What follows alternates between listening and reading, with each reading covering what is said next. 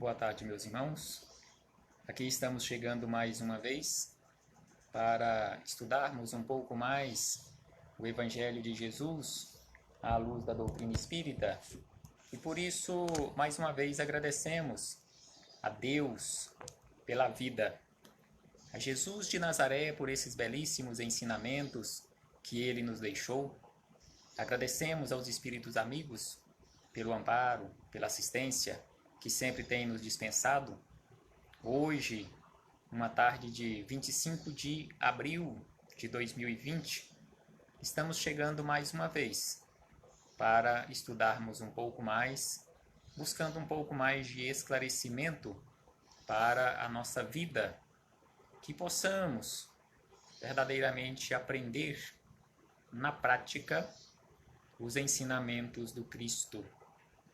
E para as nossas reflexões desta tarde, nestes momentos, ou para estes momentos pelos quais nós estamos passando, que, como nós já falamos várias vezes, não é motivo para entrarmos em desespero, entrarmos, digamos assim, naquele ciclo vicioso de perder a calma ou nos desequilibrarmos, porque conforme já falamos e os espíritos amigos nos chamam a atenção, que não se perde aquilo que não se tem.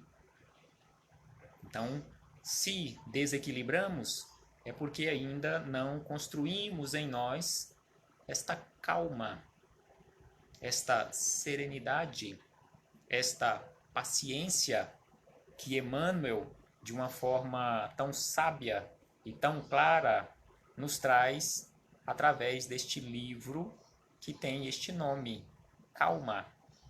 Então, que possamos verdadeiramente irmos internalizando e irmos praticando esses ensinamentos na nossa vida e irmos construindo em nós esta fortaleza. E para estas reflexões desta tarde, trouxemos deste livro Calma, o capítulo 8, que tem como título Paz em Nós. Um título bastante sugestivo, Paz em Nós. Como está o nosso interior? Está verdadeiramente pacificado? Porque, via de regra, todos nós, em sã consciência, se formos questionados sobre a paz, se você é da paz, se você é pela paz, se você está disposto a trabalhar pela paz, via de regra, nós respondemos que sim, que somos da paz, que trabalhamos pela paz.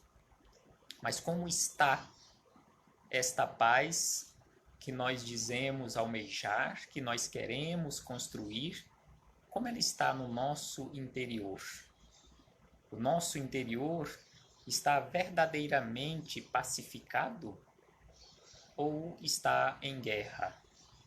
Então, Emmanuel começa estas reflexões deste capítulo nos chamando a atenção da seguinte maneira: a paz em nós não resulta de circunstâncias externas.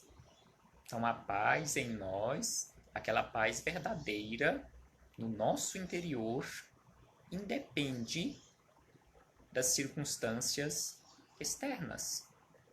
Pode estar tudo agitado, pode estar tudo em guerra à nossa volta, se já tivermos construído, já tivermos adquirido este patrimônio de pacificação em nós, manteremos a calma, manteremos a paz. Porque ele acrescenta, ele diz que não resulta de uma circunstância exterior, e sim da nossa tranquilidade de consciência no dever cumprido. E é preciso anotar que o dever cumprido é fruto da compreensão.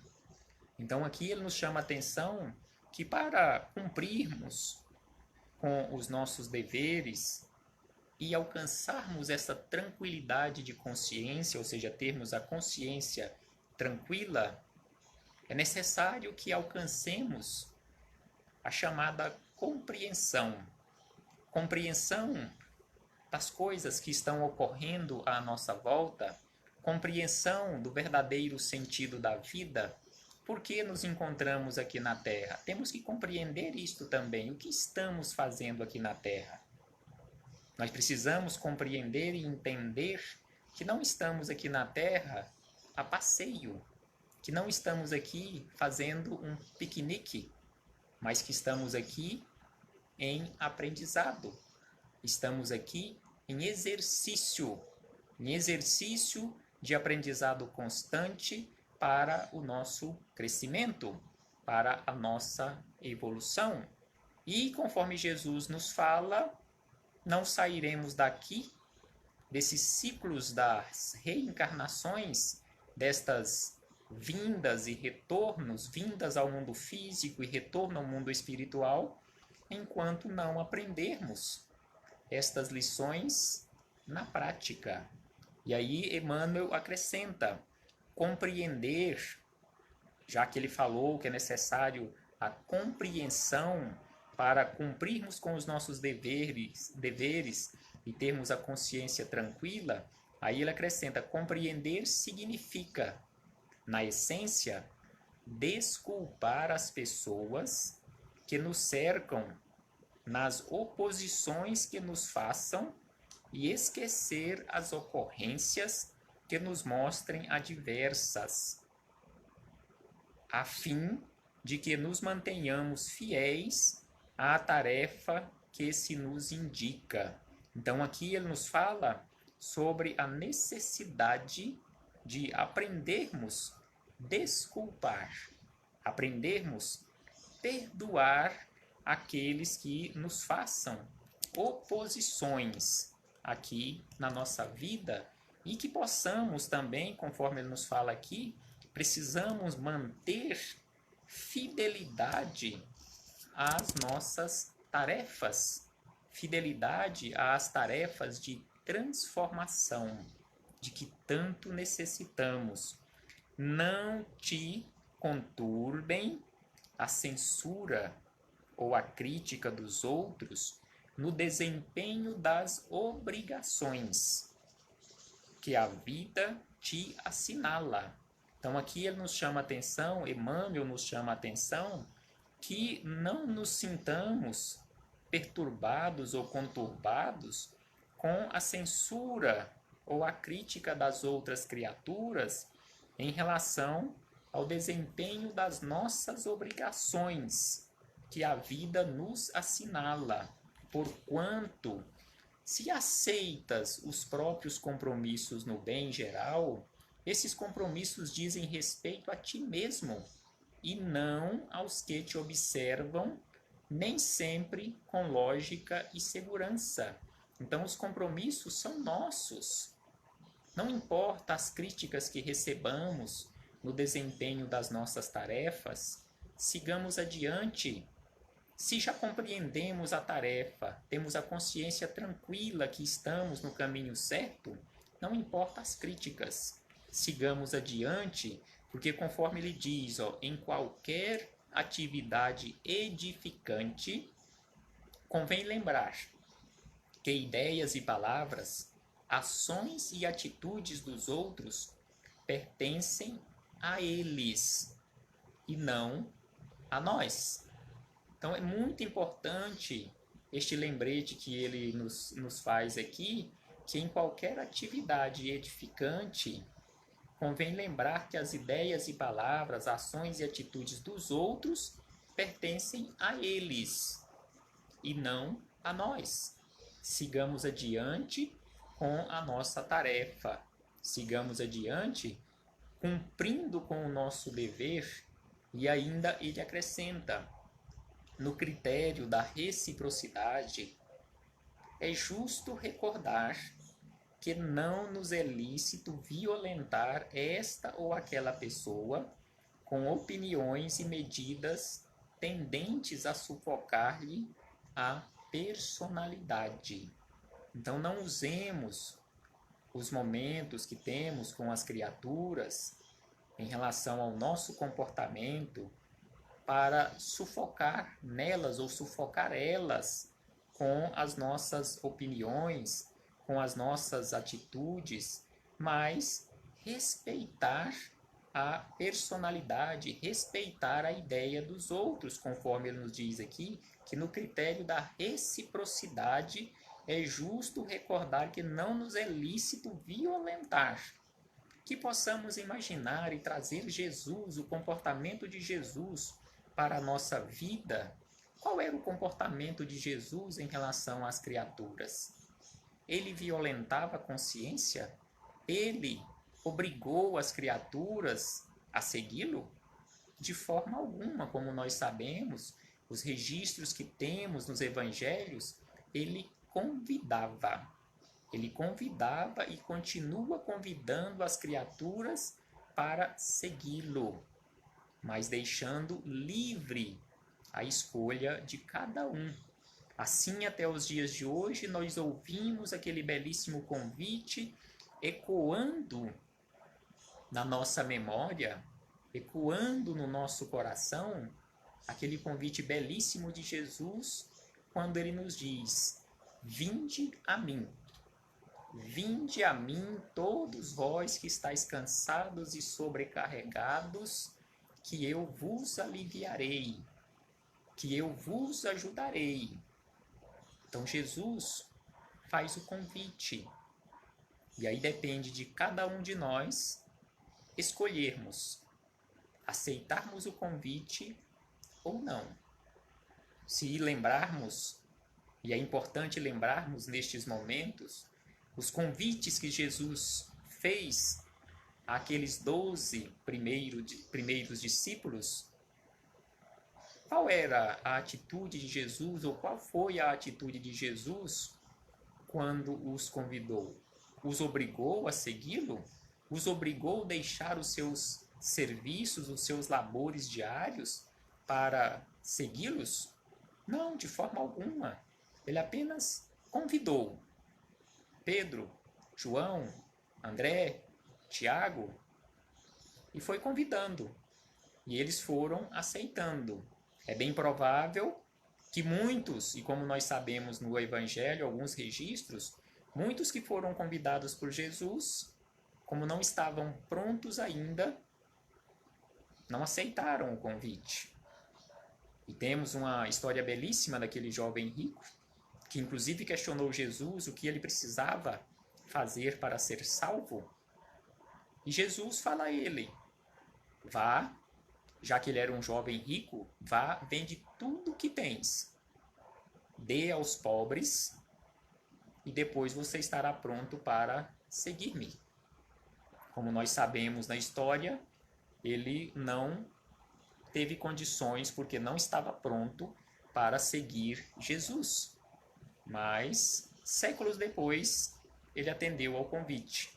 E aí, voltando às palavras de Emmanuel, ele nos diz ainda: as discussões auxiliam em muitos casos de assuntos obscuros ou de companheiros desinformados, mas servir aos semelhantes, doando-lhes o melhor de nós, é o argumento decisivo para clarear os agentes de solução a qualquer problema.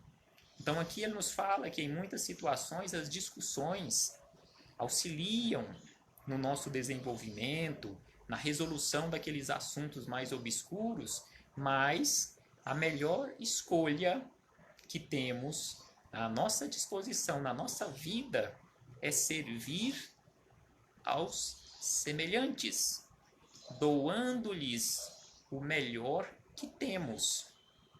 Então que possamos, ao invés de discussões, evitarmos as discussões infrutíferas e doarmos o melhor de nós, auxiliando os outros para colaborar no interesse do bem de todos. É imperioso esquecermos naquilo que as induções ao egoísmo nos impulsionem. a titubear ante as obrigações que a vida nos traça. Então aqui ele nos fala que para colaborarmos no interesse do bem, é necessário que nos esqueçamos de nós mesmos e nos doemos ao trabalho, esquecendo aqueles chamamentos, aqueles chamados constantemente que recebemos ao egoísmo. Mas peguemos verdadeiramente o caminho do bem, a direção do bem e trabalhemos. E ainda Emmanuel acrescenta, ainda que todos os elementos exteriores se te revelem contrários à ação que desenvolves, é perfeitamente possível guardar a própria serenidade, desde que saibas entender pessoas e situações, deixando-as onde se coloquem e seguindo para a frente com o trabalho que te compete. Vejamos que Emmanuel aqui, mais uma vez, nos chama a atenção para aquela necessidade de esquecermos os elementos exteriores e construirmos em nós, porque ele fala que é perfeitamente possível construirmos em nós e guardarmos em nós a serenidade. Então, que possamos construir esta serenidade em nós. E aí ele fala que para isto acontecer, é preciso que nós saibamos entender pessoas e situações. Então, para guardarmos e para construirmos em nós esta serenidade, é preciso entendermos as pessoas. O que levou, ou quais foram as motivações que levaram as pessoas que estão à nossa volta a adotarem atitudes tais ou tais. Não precisamos entender as pessoas, as situações, as circunstâncias que levaram as criaturas, que nos levaram a adotar atitudes equivocadas sem fazermos julgamentos. E aí ele acrescenta ainda, para encerrar, a paz em nós, repitamos, já que ele está falando de paz, essa necessidade de construirmos a paz no nosso interior, a paz em nós nasce da compreensão em serviço. Não é da compreensão parado, não é da compreensão ali como um lago quietinho. Não, é da compreensão em movimento, da compreensão em serviço, do amor em movimento através da prática da caridade. Então ele fala da compreensão em serviço, e a compreensão em serviço é mantida pela tolerância. A compreensão em serviço é mantida pela tolerância para com os erros alheios. Tolerância para com os erros alheios e até pela autoaceitação dos nossos próprios erros. Então aqui ele nos chama a atenção para aprendermos, através deste movimento constante de compreensão em serviço e no serviço, tolerando os erros dos outros e aprendendo, através dessa aceitação dos nossos próprios erros, ou seja, a autoaceitação dos nossos equívocos, de modo a sabermos corrigi-los sem tumulto e perda de tempo. Então precisamos desta autoaceitação e precisamos também desta compreensão em relação às nossas atitudes equivocadas, compreendendo a nossa tarefa aqui na Terra da autotransformação, para que possamos verdadeiramente corrigirmos sem violentar-nos, corrigirmos os defeitos, os equívocos que ainda teimamos em carregar conosco, para auxiliarmos as outras criaturas, aos outros companheiros de jornada, não através daquelas lições de moral, mas através das nossas atitudes transformadas. Em se agindo de forma correta ou de uma forma melhor, atitudes melhores na nossa vida, não precisaremos falar nenhuma palavra, porque simplesmente a nossa transformação em relação ao comportamento do nosso dia a dia já será o suficiente. E aí ele encerra dizendo, em suma, enquanto não soubermos perdoar,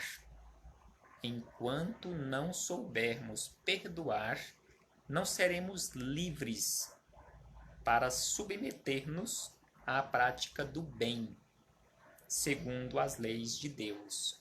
Então aqui ele nos fala que é impossível colocarmos em prática de forma verdadeira, de forma sincera, de forma serena, de forma paciente e principalmente de forma amorosa os ensinamentos que nós temos através das leis de Deus, em especial da lei maior de amor, a lei de amor, de justiça e de caridade, se nós não soubermos, se nós não aprendermos a perdoar. E é por isso que Jesus constantemente nos chama a atenção para esta necessidade da prática do perdão, a necessidade da reconciliação. Reconcilia-te depressa com os teus adversários, enquanto está com ele a caminho. Jesus, na sua sabedoria, nos chama a atenção para isto, que é muito melhor, conforme o Evangelho segundo o Espiritismo nos mostra, é muito melhor para nós, será muito melhor para nós retornarmos para casa com aqueles companheiros de jornada, quando nos reencontrarmos no plano espiritual, já nos reencontrarmos como seres reconciliados, do que nos reencontrarmos ainda como inimigos.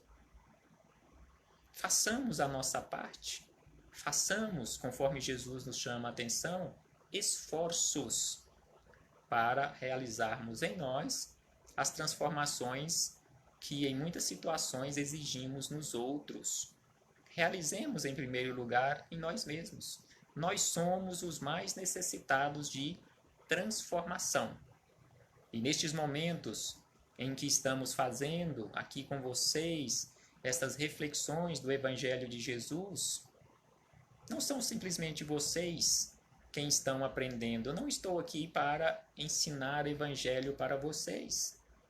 Estamos aqui com esta disposição, usando a nossa intuição, usando digamos assim, este pedido do plano espiritual para estudarmos juntos. Então estamos aqui aprendendo juntos. Sem sombra de dúvida que neste trabalho de divulgação, uma pessoa que for auxiliada através deste trabalho já será muito gratificante. E com certeza pelo menos uma pessoa está sendo auxiliada através desse trabalho de semeadura ao longo dos anos que estamos realizando. Eu mesmo, pelo menos eu, estou aprendendo muito e estou me esforçando muito também para colocar em prática estes ensinamentos do Cristo na minha vida, no meu agrupamento familiar, para com as pessoas com quem convivo aqui no agrupamento familiar, no meu local de trabalho, na via pública. Ora, acontece alguns tropeções aqui, outros acolá, mas estamos em aprendizado constante.